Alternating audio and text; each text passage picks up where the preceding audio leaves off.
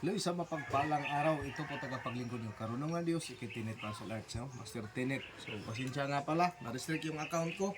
Kaya gawa tayo ng bago, walang problema. Alam ko na yung mga nag-report. Pero yan, focus muna tayo dito.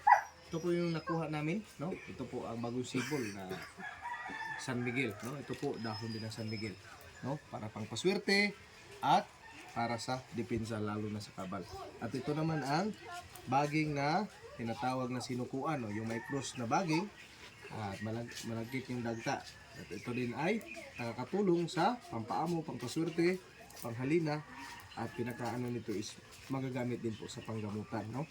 At meron din tayong bukawi na libon, no? Yung walang butas. Ibig sabihin nito naman ay magbibigay sa atin ng kakayanan sa pagtago, pangkabal, no? At yan po ang bukawi na walang butas. So, simple lang po ang ating vlog. Ganito lang. So again, sa mga nag-alala kung bakit hindi ako mag-contact sa dati kong account, gawa po tayo ng bago kasi naka-restrict ako ng 180 days.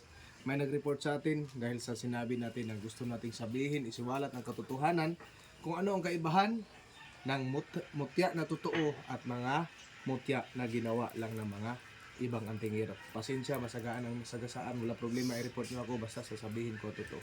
Isang mapagpalang panahon na itong tagapaglingkod nyo, karunong ng Diyos, aka Tinet Masalans. Maraming salamat at mapagpalang panahon sa ating lahat. Yes.